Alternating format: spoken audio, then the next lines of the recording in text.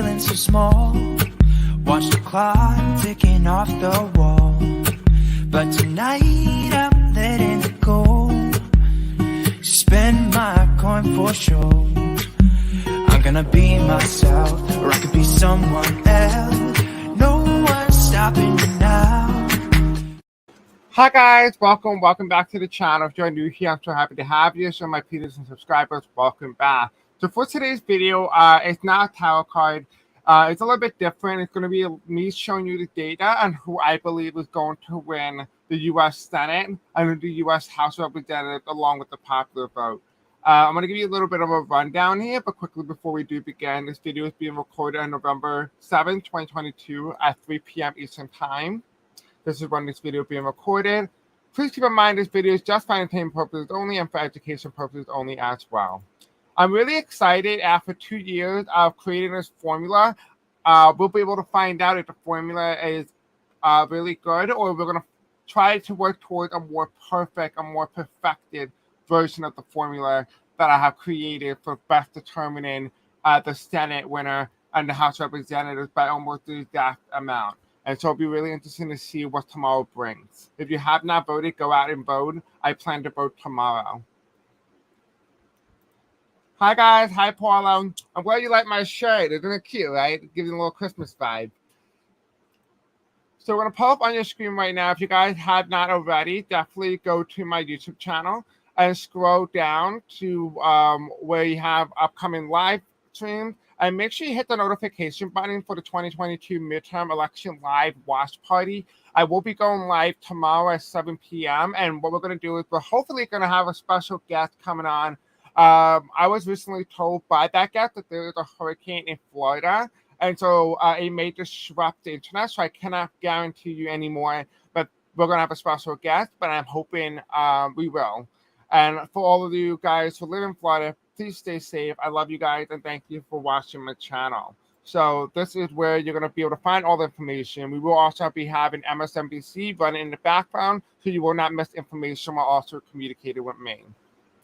So now, what's really interesting about the data here, because what we did was, it took me 2 years to be able to complete this data. So what I wanted to do was, I had this idea inside of my head that I wanted to take the tarot cards to be able to become more of an informative predictor of who is going to win control about the U.S. Senate, the Electoral College, the popular vote, and the House of Representatives. And I oftentimes found that, using sometimes tarot cards can be quite difficult. So I made my own tarot cards, and to say the least, I am quite happy with how they are going. So if you look here, you kind of see like where the trends are. You kind of see where the Republicans were going and the highest margin in terms of popular vote here. But at the end, at the final result, after everything is over, let me just move this over here. We have the final projection for the popular vote with 52% for the Democrats to 48% for the Republicans, with the Democrats in the popular vote lead with 2.1% in the popular vote. And you can kind of see it now when continuously, but that is the average. So what I did was I took all the entire average from the Democratic Party, added them up and divided by how many numbers there are to get that average, and the same thing for the Republicans. And that is how I was able to get that. You can see the formula on the bottom right corner. For the Senate, we have here for the U.S. Senate, we have 51 Senate seats for the Democrats to the 49 Senate seats for the Republicans. You can kind of see, if you look at the graph right here, you can kind of see it very narrow. It has been narrow for quite a long time. And you kind of see it starting to narrow up as people started voting in September, and it started getting closer and closer. But in the end, I do project that the Democrats are going to carry the Senate, and they're going to be able to hold it. Now, as for the House of Representatives, this is a very interesting one, because it shows here we have a Democratic victory with 230 House seats to the Republican 208. Now, here is the outlier. I think this is going to be really interesting. You see those little boxes there? It's going to be very important in a moment. I'm going to show you why.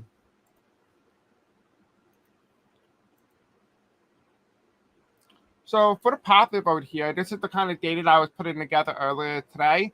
We have the average number in terms of percentages. In terms of popular vote here, we are projecting that the Democrats will carry 52% of the popular vote to the Republicans 48%.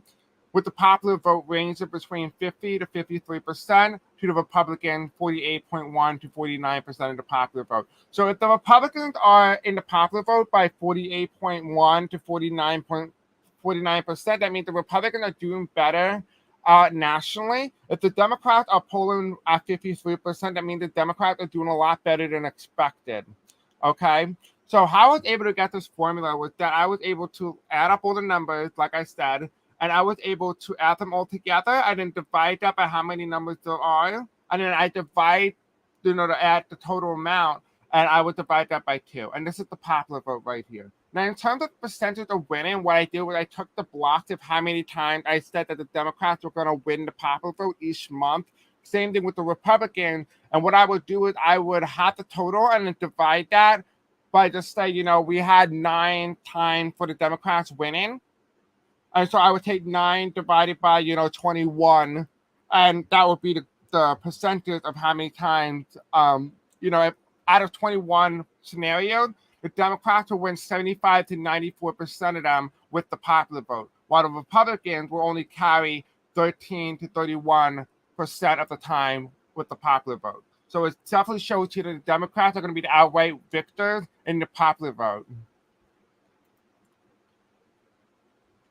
You're welcome, Paula. Thank you. Yes, guys, definitely hit the like button. It will definitely help me out a lot. Now, for the U.S. Senate, we have the average number 50 to 49 Republicans in the Senate. So we have 50 for the Democrats. We're going to project that they're going to hold the U.S. Senate because of Kamala Harris presiding as the tiebreaker in the U.S. Senate. So this will automatically give the Democrats control of the U.S. Senate. Now, in terms of the Senate range, we have 50 to 53. That is the largest that they can get, with the lowest being 50. We also have here for the Republicans, we have 48 to 50. I don't really see a pathway forward for the Republican Party in the U.S. Senate, because out of all possible scenarios, 53 of those scenarios, 53% of those scenarios out of 20 give the Democrat victory in the U.S. Senate compared to the Republican 47.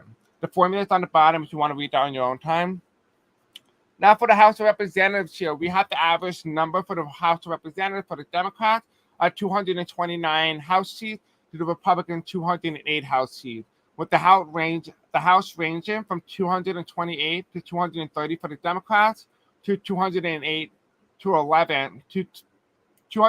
211 for the Republicans. What really interesting here is that even though the tower cards are projecting a victory for the Democrats, this is kind of where it kind of like diverges a bit. The tower cards project a Democratic victory with 228 House seats to 230 House seats, to the Republicans losing with 208 House seats to 211 House seats. However, the percentage of chances of winning, out of 20 scenarios, the Democrats only win 48% of those scenarios to the Republican 52%. So if anything, the Republicans have a higher probability of winning the control of the U.S. House of Representatives than the Democrats do. However, the tower cards are projecting a big victory for the Democrats. So the question is what one is going to reign supreme? Is it going to be, how many times I projected the Democrats or Republicans winning the House of Representatives, or is it the overall number of how many times they're going to win? And that's going to be really interesting to see how the formula is going to play out tomorrow night. So, let me know in the comment section below what you think of today's video and all the data. After 2 years, this is the complete data and data set. We are projecting a Democratic victory in the U.S. Senate. Democrats are going to take the popular vote.